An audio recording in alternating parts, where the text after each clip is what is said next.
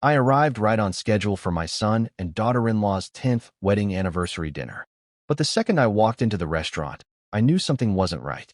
Every plate around the table had already been cleared. The wine glasses sat half empty. Dessert dishes were piled together. 14 people looked content and full. They had already finished eating. My daughter-in-law, Vanessa, leaned back in her seat with a smug smile as soon as she noticed me. Then she pushed a folded piece of paper across the table and delivered a sentence that permanently changed our relationship. "You can handle this. You're basically the family ATM anyway." The room instantly fell silent. My son, Ethan, avoided my eyes and focused on the table. I unfolded the paper and found a restaurant bill totaling more than $2,000. They had celebrated without me, enjoyed an expensive meal, and expected me to cover the cost. For years, I would have paid it without hesitation. But something inside me finally broke. Without saying a single word, I ripped the bill into tiny pieces and dropped them onto the table. Then I turned around and walked out. That dinner wasn't where the problem began. It was simply the moment I finally saw the truth. For years, I had been financially supporting Ethan and Vanessa. I owned a duplex, and they occupied the entire upstairs unit without paying rent. Whenever they ran into trouble, I stepped in to help. I paid utility bills, covered surprise expenses, helped with vehicle payments, and even lent them money that was never returned. I convinced myself I was helping family. I believed I was giving them a better chance at a successful future.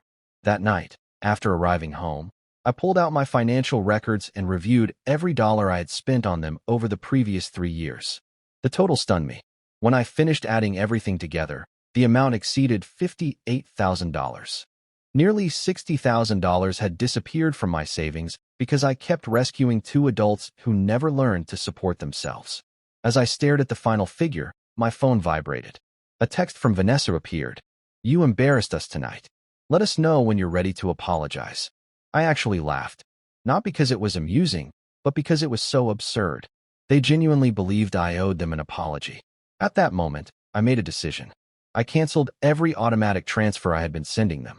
I removed Vanessa from my credit card account and blocked both of their phone numbers. For the first time in years, I stopped funding their lifestyle. The peace lasted only a few days. Before long, neighbors started approaching me with unusual expressions. One woman carefully asked if I was doing better after my emotional breakdown. Apparently, Vanessa had been telling people that I lost control during the anniversary dinner and was experiencing mental health issues. Rather than getting angry, I smiled. The people who truly knew me could see through the story. Still, the situation revealed just how far she was willing to go to protect her image. A week later, Ethan showed up at my door demanding explanations. He looked stressed. Vanessa looked furious. "You can't just cut us off," Ethan argued. "We were depending on that money." That sentence told me everything I needed to know. They weren't upset about losing me. They were upset about losing access to my finances. I calmly explained that my financial support had ended. They were adults with jobs and responsibilities. It was time for them to manage their own lives. Vanessa immediately accused me of being selfish and heartless. Years ago, those words would have filled me with guilt. This time, they had no effect whatsoever. Then things became much worse. Several days later, I received a phone call from my bank. A representative informed me that paperwork had been submitted requesting complete access to my checking and savings accounts. According to the documents, Ethan had supposedly been granted authority over my finances.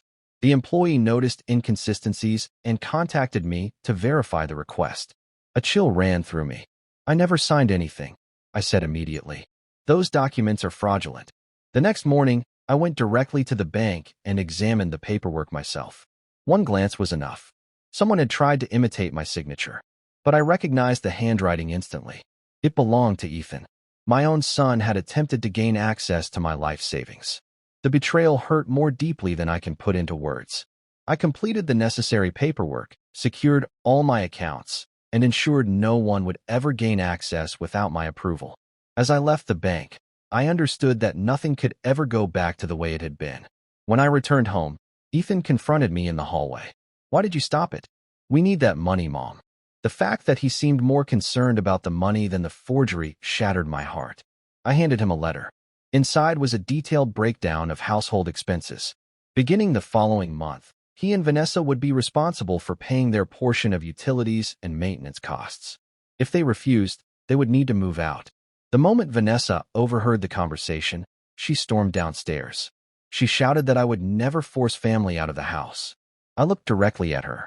This house belongs to me. You can either contribute or find somewhere else to live. For once, she had nothing to say. Over the next several weeks, their lifestyle changed dramatically. The expensive purchases stopped. Vacations disappeared. The reality they had spent years avoiding finally caught up with them. One afternoon, Ethan asked to speak with me privately. He looked exhausted. He admitted their financial situation was a mess. Vanessa had accumulated debt through credit cards and financing agreements. They had been buying things they couldn't afford because they assumed I would eventually help cover the cost. Once my support ended, everything began falling apart. Then I asked the question that mattered most. Why did you forge my signature? He lowered his head and admitted that Vanessa had pressured him. She threatened to leave if he failed to secure more money. It wasn't an excuse, and he knew it. He had simply run out of ways to avoid the truth. 3 months later, they moved out of the upstairs apartment. I rented the unit to a retired teacher named Grace, who valued peace and quiet just as much as I did. For the first time in years, my home felt peaceful. 6 months passed. My savings recovered. I finally planned the vacation I had postponed for years. Life became simpler.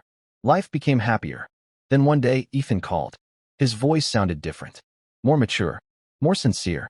Mom, I owe you an apology. We took advantage of you. I understand that now. It was the first genuine apology I had heard from him in years. He also told me that he and Vanessa had separated.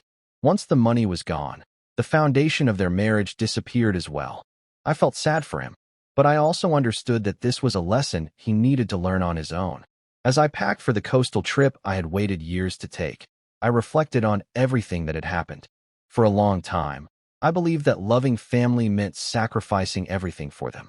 What I eventually learned was that love without boundaries becomes permission for others to take advantage of you. The night I tore up that restaurant bill, I wasn't simply refusing to pay for dinner. I was reclaiming control of my life. And when I look back, it remains one of the best decisions I have ever made.